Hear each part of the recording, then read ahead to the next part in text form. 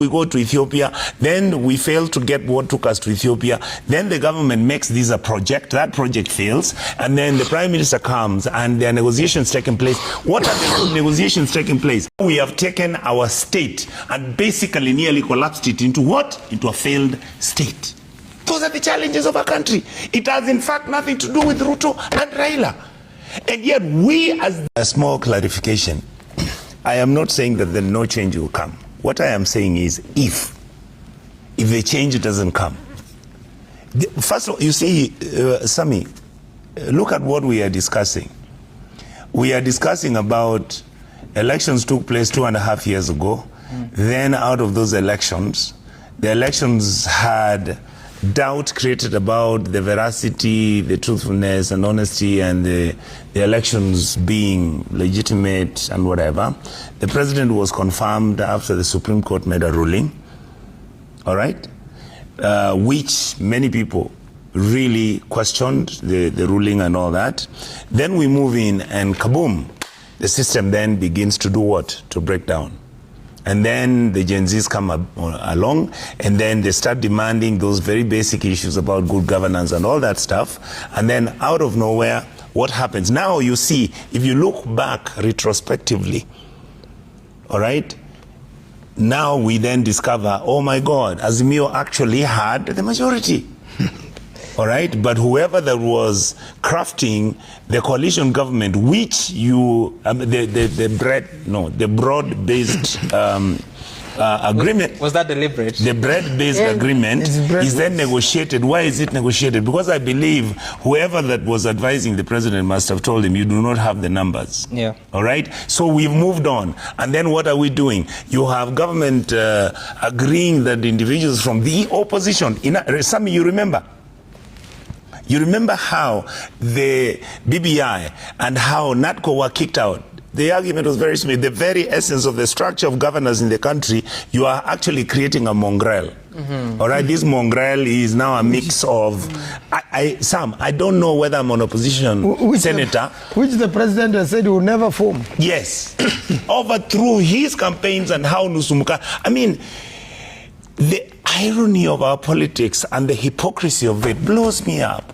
That's why today I'm like, I don't even know what to answer you. I mean, you can see things are moving out, and then we go to Ethiopia, then we fail to get what took us to Ethiopia, then the government makes this a project, that project fails, and then the Prime Minister comes and there are negotiations taking place. What are the negotiations taking place? We have members of the opposition negotiating with the government in power. Sami, are you with me? Yep. The point I'm raising, and this is what really makes many Kenyans get shocked. What are we negotiating? Is it positions of authority? Is it that I have my brother and friend John Badi being CS? Is it that Wandai is a CS in transport? I mean in energy. Is it what? I mean, you see the discussion taking place when you listen to people talk about what is going on. The message you are getting is people are asking, what is this thing you people are coordinating and putting together? Right. We are not discussing the challenges of our governance. That is my heartbreak. Okay. We are discussing availability of positions, we are discussing big things being discussed, and yet the issues that are affecting Kenyans right now as we speak. Okay. What are the consequences of where we are? All right, I've really heard and listened to my sister, my Senator Speaker, Madam Veronica, really agonize and explain the scenario. It is very simple, Sami. Elections took place. All right. Now let us not say what they were. The president won and he was sworn in. For us, all we kept talking about is what is going wrong. And Madam Veronica, please, I really want to persuade you, stop thinking that when we come and raise issues or in any country, I mean, you could even go to the US. Look at what Donald Trump did for 4 years. He kept saying, they stole my vote, they stole my vote. Finally, look at what has just happened in America. The truth is, the Kenyan public is very clear in their mind. And when it was happening 2 years ago, when the president took over the leadership of this country, they wanted to give him the benefit of doubt. We all, including me, Sammy, I can pick 16 times on this TV station. I said, I really want President William Ruto to succeed. All right? What happened? Corruption shot up. The government systems stopped functioning. You have individuals in government acquiring, repossessing, owning and taking away properties owned by government, universities and other institutions. You have individuals, jobs are being provided. When did we start talking about why did you appoint a cabinet from only one community, whereby PSs, the challenges of governance in our country was the basis under which we have been having problems, which led to June last year. June last year was not an accident. June last year was not set up by Gachagua and other crooks, including Uhuru. I think even there were angels from heaven who came up and took possession of those kids who were eating the food we eat in the National Assembly. They were saying, these are the thugs and crooks who've been eating our food and they puke on us. Those are the challenges of our governance.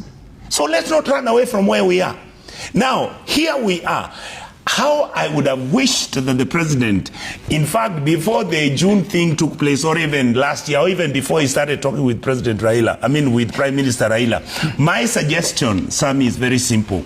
Kenya needs a Constituent Assembly to sit down and discuss the dysfunctionality and how our systems are broken. Nobody talks about it. How we are stealing public money. How we are employing people who don't even qualify. How we have taken our state and basically nearly collapsed it into what? Into a failed state. Those are the challenges of our country. It has in fact nothing to do with Ruto and Raila.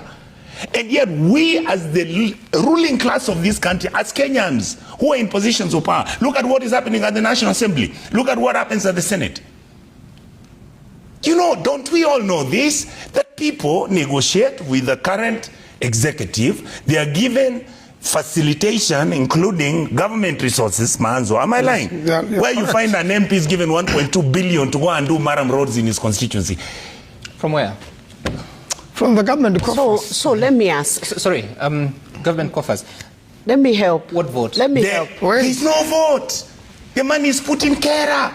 And individuals share this money. There is no adult in the room. People are doing deals. People are sharing state largesse. We have said that over and over here. Sam. That Wanda is a CS in transport, in energy. Is it what, you see the discussion taking place when you listen to people talk about what is going on. The message you are getting is people are asking, what is this thing you people are coordinating and putting together? Right.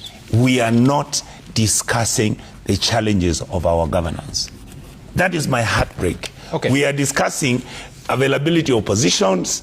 We are discussing big things being discussed.